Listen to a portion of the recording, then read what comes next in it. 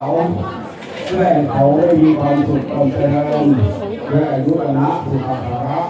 ให้เกิดให้เกิดมีแต่ความเลื่อนหน้าให้ดูเวลาเราเกิดจนพ่อของเราคือเทวดาไม่เป็นคนเลี้ยงหาทางแบบลูกที่เอกาเมตาลุเกติกาตเตนะตะเกมาเนอิเรราเดตะเมตุราวะนะเมนาวะเมเกเตเวมาจยันตุเทวาสะสัมวัตเมตะวะนันติหันตาเกยมุตตังสาธุเมตุนาอันตุโย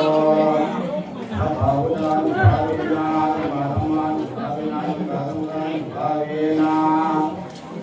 นะโมตัสสะภะคะวะโตอะระหะโตสัมมาสัมพุทธัสสะนะโมตัสสะภะคะวะโตสัมมาสัมพุทธัสสะนะโมตัสสะภะคะวะโตอะระหะโตสัมมาสัมพุทธัสสะสีสีมินันสันวันดีวันดีอมุตตะโสโตไปนี้นันโตไม่กันทันไปนันทันวิเศษภูมิเกตไปปล่อยลงมาเทวดาเอามาสู่เอามาอยู่ในที่หาสองสามีภรรยาจะได้เกิดไทยเกิดต้องมาแก่ก็คนแรกเคยขอบอกว่ามีหายคนทั้งวันวันละบททุกอย่างผู้เป็นสร้างแรงพาวันยังวันนางยังพาวันยังไรสีงานเสียมีทุกท่านแทนพอกันแก่งงามมีมุขมันไทยเอามาใส่พาวันวันละบทวันนี้เอามีเป็นน้ำเมียนพายบุกแขนให้ดูไรว่ามาจากการพมมาเจอสองวันคนในวันนอนสมนอนแขนกายทั้งสองทายว่าตกลงสมบัติทั้งสองทายเอาข้างในไม่เป็นผู้เป็นผัวกายละแขนคำเราเห็นพ่อเขาไม่เขาเห็นยังเด่นผู้เป็นเคยได้สิ่งเสียงปากได้หาคำตาทันไปให้ใจมาทันไปหน้าให้เต้าเห็นเขาไปหน้าให้เต้าทันจะข้าวมองไว้จะตุ้มไว้ลูกหน้าอย่าได้ปากเรื่องตัวอย่าได้มัวสาเกอย่าได้เกโกงอย่าได้โกงเทโกอย่ามาพูดกันเห็นเจ้าพ่อเป็นทางไทยอย่าไปในประตูอย่าไปสูงตัวป่าอย่าไปลาโบราณอย่าไปฟังพี่น้องอย่าไปฟังเสียงผู้เป็นเมียการละแถมคำเราเป็นแต่สองคำโปรโตอย่าไปโอ้สุดเสียใจเกิดวางทันไปใจมาทันไปหน้าทันเต้าเป็นผู้เราจะเล่นยิ้มเสียงแล้วไปผ่อนแล้วไปยอมที่เสียงกองอย่าจ้องมองไปผู้ยาอย่าไปลาหวานไปมาคงเกี่ยวได้สักเส้นอย่าไปหิ้งทุกปากต่อมาคุณนาโกอย่าไปโศกเก่าอย่าไปเราเดียวอย่าไปเสือผู้อื่นอย่าไปกินเสียงคนอย่าไปมองคนเป็นทำให้เกิดสังขารเราเป็นบ้านต้องคอยให้ไปคอยมาคอยขอพี่น้องอย่าไปโกรธเพื่อนคอยเห็นแก่ทำออกทางใจอย่าไปปล่อยผิดออกมาอย่าไปลาพี่น้องทั้งผัวอย่าไปว่าสุราเบียบกน้ำเป็นโผล่หาที่นาดอนอย่าต้องมองต้องความคิดอย่าไปเดินตามกระผมก็มีลูกให้ว่าขาบาดใจขาดกันทางไทยไปบ้านใดอย่าได้สาหันเห็นป่าว่าคือรุ่นยาประถมไปหมอบมาหมอบอย่าบอกพี่นาพี่ผู้อย่าซื้อบอกของบอกอย่ากับบอกพี่นาลงสารอย่าไปมาวนเวียนได้หักพร้อมเมียปุญญาของโกอย่าไปโลกไปเราบอกอย่าไปบอกใส่ที่เราของพี่ผู้ทำลองของลูกไผ่ว่าที่ได้ลงเป็นมาแย่งเราคำแข็งในคำผ่านอดอ่อนมาเยอะพันเอ้ยมาทุกคนเอ้ยมาเยอะพันเอ้ยมาเยอะนอนในพันกดใจเป็นหอพันกุ้งย่อเป็นกองก่อนไปกองคอยตาพากันมาอยาจับตามาอยู่เงินงานมาอยู่ทางนาขาเมตุสาทั้งวันไง ของที่นายหลักบุญหลักอะไรว่ามาเยอะกว่าอื่นว่ามาเยอะกว่าอื่นมาอยู่เรื่องสอบแก้วเรียนเพียงตัวเนื้อมาอยู่เรื่องสอบแก้วเรือข้าเจ้าไปไหนมาอยู่หลักในเรือมาอยู่เรือในที่ตัวเนื้อมาอยู่อิ่มกันไรมาอยู่ใต้เทียนร้องตัวเนื้อมาอยู่กองสืบสานอุ่นไปบ้านละวงศาทั้งราศีอาสาพยาทั้งสง่าหัวด้วยทั้งตายในกุลาทั้งพระอาและพ่อเลี้ยงเราแก่บุญหวังทั้งลูกหลานตื่นรอกัดขอทำกันมาพากันนานแต่แล้วมีพระแก้วลำพองอ่อนมีหลาบุญยังจับใส่ไข่ในพามาหอมพวกเราไปจะซื้อหัวเจ้าให้มาเสวยให้เสวยมาทิ้งพรทุกสิ่งทุกประการสุขการมีคู่ของใครอยู่ยิ่งนาวโสมิทาวิลาทางภาคบริวาร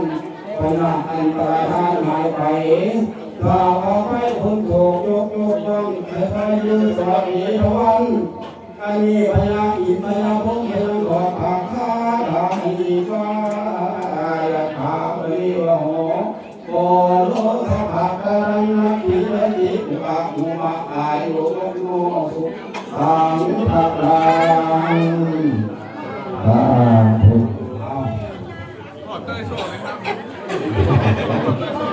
จะหน่อยจะเอา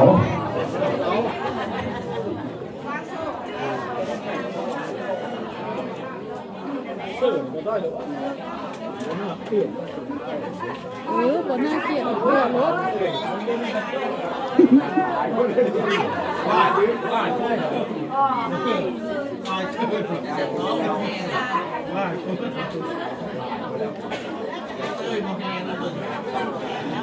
คนไข้แต่ได้เกียรติเลยเอาละมั้งแต่ซอสคนไข้ไม่ต้องคอยได้เป็นลมสตอรี่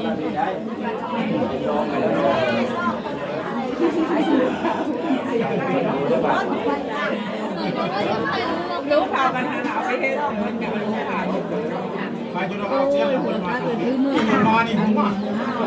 แท้ตัวมันไปจนเราไปมันจะเฮียเขาจะเฮียปั๊บปั๊บก็จะป่วยจะเฮียเขาจะเฮียเฮียก็รู้อะไรพันแก่ป้าแก่เขาคนนี้คนมาอันนี้นะใครเดียวใครถูกไว้ได้หรอใครถูกไว้ได้อันนั้นเอาไว้ทั้งหลังเอาไว้ทั้งหลังนั่นน่ะรถอันแค่ตาจะบ้าน้ำมะพร้าวอะไรดีเลยเราก็ยิ้มงามเลยตอนนั้นเรายิ้มจะมางามแต่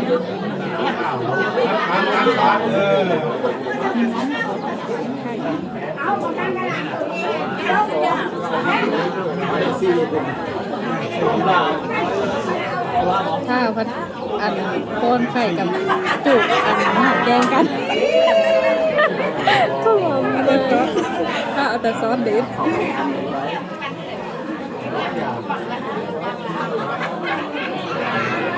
ยันน้ำดิเด้อน้ำแน่เดี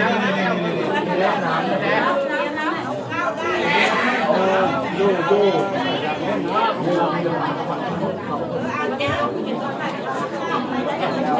ลืมปั้นเข้าปั้น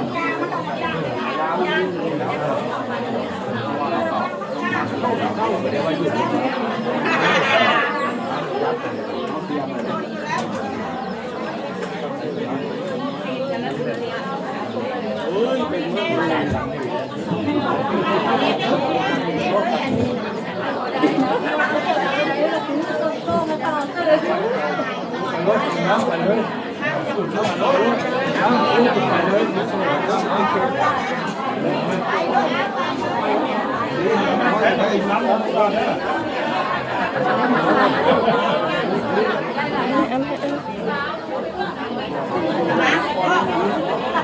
ลุ้น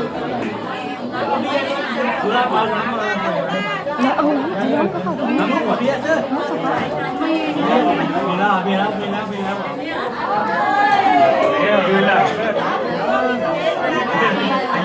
โอ้ยลังได้มันลุกไปเลยจ้านั่งอยู่ในบ้านนั่งอยู่ในเอง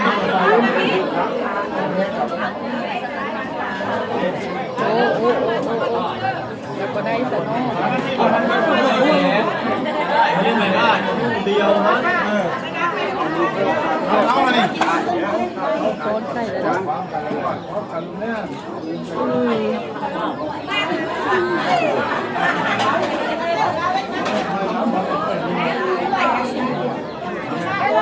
คือน้ำเด้อน้ำร้อนเนี่ยเฮ็ดเอาเลยเฮ็ดคนละเม็ดวิดุเฮ็ดคนละเม็ด แม่เราใส่แล้วจะไม่ต้องยกต่อโคนผมกันเป็นโคนผมกัน